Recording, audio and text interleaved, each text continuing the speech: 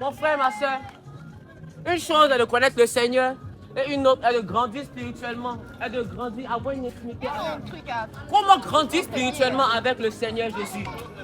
Vous savez, moi personnellement, je ne sais pas si mes proches le savent, mais je fais un effort chaque soir avant de dormir. Je prends au moins 10-15 minutes de prière. Je ne m'inquiète pas de l'heure. Je ne me dis pas que non, demain matin, je l'école tôt. Je vais me réveiller de minuit 00 à minuit 15, commencer à prier le Seigneur.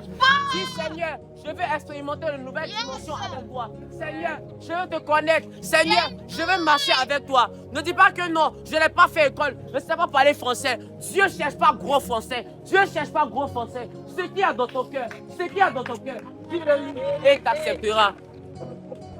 À partir du moment où tu vas commencer à avoir un temps d'intimité régulier avec le Seigneur, tu vas voir que quelque chose change dans ta vie. Si tu as la foi, je dis bien si tu as la foi.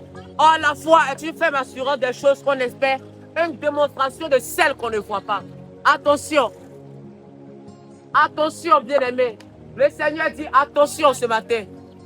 Tu peux dire autour de toi que non, j'ai accepté le Seigneur, mais dans ton cœur, est-ce que tu as la foi? Wow. Est-ce que tu as la foi? C'est une autre question que le Seigneur te pose. La première était, est-ce que tu as idée de l'amour que Dieu a pour toi? Yes. Deuxièmement, est-ce que tu as un temps d'intimité avec le Seigneur? Troisièmement, est-ce que tu as la foi en la parole de Dieu? Oui. Est-ce que tu as foi en lui? Bien-aimé, il suffit simplement de croire en sa parole et tu seras sauvé. Il suffit simplement de croire que Jésus est mort, qu'il a souffert sur la croix de Golgotha pour toi.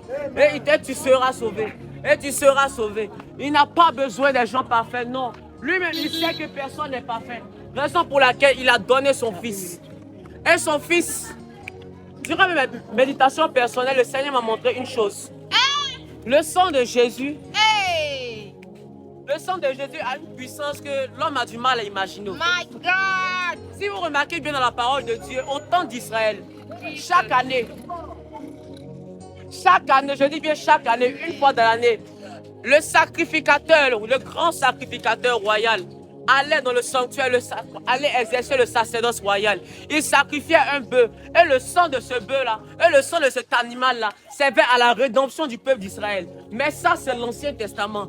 Mais le Nouveau Testament se matérialise à partir du moment où Jésus est l'agneau de Dieu. Jésus est l'agneau de Dieu. Jésus est celui-là que Dieu a donné pour nous. Jésus, le sang de Jésus est celui-là qui sauve chacun de nous. Yes. Voici la nouvelle alliance. Yes. Voici, les choses anciennes sont passées, toutes choses sont devenues nouvelles. Que Dieu te bénisse, bien-aimé.